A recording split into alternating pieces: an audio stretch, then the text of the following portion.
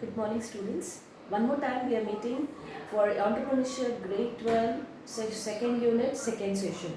Now, yesterday we tried to understand about the economic activities and non-economic activities, and I told you that those things that can be measured in terms of money come under the economic activities.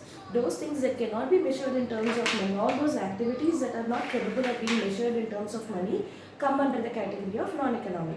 Under economic activity, I told you there are three types: profession, employment, and business.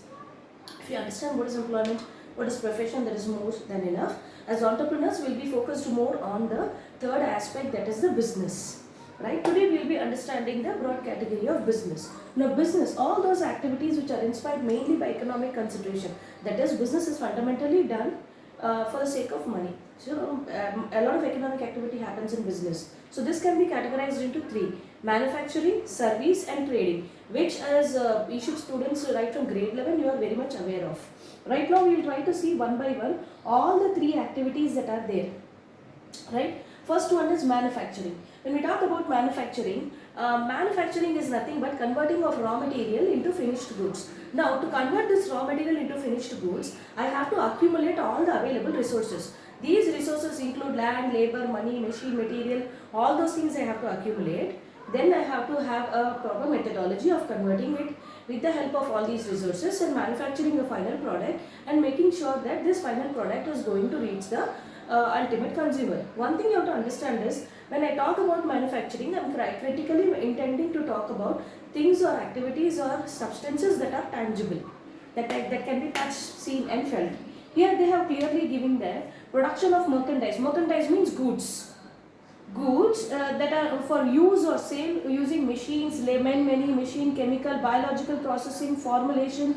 It may also, in the last year, the previous year, you have understood about classification of business. In that you have understood manufacturing, extractive industry, you have read that answer. Similar to that only, from handicrafts to high tech, but most commonly applied to industrial production. When we are referring to manufacturing, we are referring to industrial production, that is something converting raw material into finished goods. This finished goods may be used for either it can be a B2B or it can be B2C. B2B means I manufactured a good to be used by another manufacturer. I am a manufacturer of tires, big rubber tires. These tires they are selling it to Ashok. MRF tires are manufacturing, MRF companies manufacturing tires to sell it to Ashok Leyland. Ashok Leyland is another business. So I can sell the product B2B or it can be B2C. Right? Such as aircrafts, household appliances, automobiles, they are sold to the whole. Now again there is one more thing. Most of the businesses that we look into, most of the consumer goods particularly, they form through a channel of distribution. Most of the manufacturing that is done does not reach the ultimate consumer. You don't go to the factory and buy. It reaches a certain middleman. That is the wholesaler, consumer and ultimately retailer and the final consumer. So in between it depends upon the level or channel of distribution. Sometimes it is 1 level, 2 level or 3 level. Right? Now in this manufacturing, we also have to look into the three categories. There are three important categories or generalized version of how manufacturing is carried on world over. In a free market economy, what happens generally is directed towards mass production of products that are in demand. Whatever consumer is demanding, those products will be manufactured in large amounts. Whatever consumers are demanding, those products will be manufactured in large amounts. Right? Now when we talk about collective economy, in a collective economy, that is where there is more manufacturing is more frequently directed by the state. When I talk about collective economy, I am talking about socialistic pattern, where government plays a major role. That is, public sector enterprises are more in power. Government intervenes or manufactures or does a majority of the production. When we talk about mixed market economy, like what is there in our country, in mixed market economy, the manufacturing process occurs under some degree of government intervention. The government intervention is not to a large extent, but to some extent the government intervention is there. Right? So there are three categories here. In a free market economy, that is mostly the capitalistic pattern of economy. In a free market economy, in a capitalistic market manufacturing type of economy, what happens is it is usually directed towards mass production of goods and services that are directed towards whatever the consumer is demanding. Those products will be manufactured in large number. Right? That is free market economy. Consumer is the king. Second category is collective economy, where socialistic pattern, where the state decides or the government decides which product has to be manufactured. The third category is mixed market economy. In mixed market economy, what happens? The manufacturing occurs under some degree. Certain intervention will be there because it is mixed economy. Government will also have a certain part, and private people can also contribute towards manufacturing of goods and services. Next comes the service. When I told you about manufacturing, I was very clear in telling you that we are referring to certain substances or products that are tangible.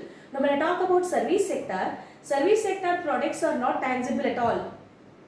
Service sector products are those, service sector, you can't refer it to product, you can call it as service sector.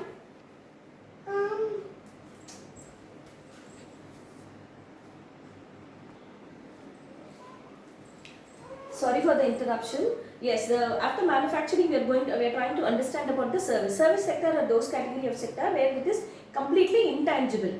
That is, tangibility is not there. You can't see or feel. But one thing you have to remember is always service happens at the point of sale.